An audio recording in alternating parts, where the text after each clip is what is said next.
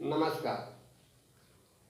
आज हम बात करेंगे जो हमारे मन या मस्तिष्क की तीन अवस्थाएं होती हैं: चेतन मन, कॉन्शियस, अवचेतन मन, सबकॉन्शियस, अचेतन मन, अनकॉन्शियस। उससे पहले अगर आप हमारे चैनल पर नए हैं तो हमारे चैनल को सब्सक्राइब करें, लाइक करें और कमेंट करें। चेतन मन क्या है? चेतन मन जब आप जागरूक हैं और आपको पता है कि आप क्या कर रहे हैं या आपको क्या करना है, यह हमारा चेतन मन होता है, जिसे कॉन्शियस कहते हैं। जैसे आप सोच समझकर कोई कार्य करते हैं, जो आपकी इच्छाएं हैं, उस इच्छा को जब आप पूरा करते हो तो वह कॉन्शियस होता है। जैसे आपको खाना खाना है तो आप खाना खा सकते हो, वो चेतन मन है।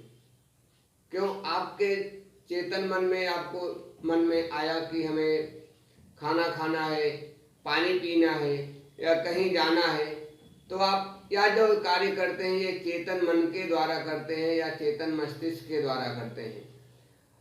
अब जब हमारी दूसरी अवस्था होती है सब कॉन्शियस, अवचेतन मन, यह थोड़ा अलग तरह की है। सब कॉन्शियस जो होता है या इसको आपका प्रेजेंट, पास्ट, फ्यूचर सब पता होता है। जिसका सब कॉन्शियस एक्टिवेट होता है वही हिप्नोटिस्ट और दूसरे के मन को पढ़ा जा सकता है। जो ऐसी इच्छाएं होती हैं जो आप अभी नहीं पूरा कर सकते, वो आप बाद में कर सकते हो या कभी भी कर सकते हो, वह सब कॉन्शियस है। ऐसी इच्छाएं जैसे आप कहीं पर जा रहे हो और आपको अचानक कोई कार्य याद आ गया और वह आप रास्ते में चल रहे तो आप उस कार्य को तुरंत नहीं पूरा कर सकते हो, तो वह कार्य आपका अपने सब कॉन्शियस में चला जाएगा, वह इच्छा आपकी सब कॉन्शियस में चली जाएगी। तो आप वापस जब उस जगह पे जाओगे तो आप उस कार्य को करोगे तो वह आपका सब कॉन्शियस होता है। और ऐसी इच्छाएं जो आप कभी नहीं पूरा कर सकते उसे अनकॉन्शियस बोलते हैं, अचेतन मन। जैसे ज्यादातर जो इच्छाएं होती हैं ऐसी वह होती है, जैसे काम की इच्छा होती है या किसी के प्रति गलत विचार होता है जो आप कभी नहीं पूरा कर सकते हो, तो वह जो इच्छा होती है वह हमारे अनकॉन्शियस मन से आती है। अब हम डिटेल में बात करेंगे चेतन मन की जो अवस्था होती है, चेतन मस्तिष्क। आप यहाँ पर जो कार्य कर रहे हो, जैसे आप स्कूल में पढ़ाई कर रहे हो तो वहाँ पे आपको अगर पानी पीना है तो पानी पी सकते हो, किसी से बात करना है तो कर सकते हो। लेकिन कुछ ऐसी इच्छाएं हैं जो आप उस समय क्लास में नहीं कर सकते हो, तो आप उसको दबाओगे और वह इच्छा दबकर आपके सब कॉन्शियस में चली जाती है। तो वह इच्छा जब आप अपनी क्लास से जब बाहर निकलोगे तो आप उस इच्छा की पूर्ति के लिए प्रयास करोगे, तो वह आपका सब कॉन्शियस में गई इच्छा पूर्ण होती है।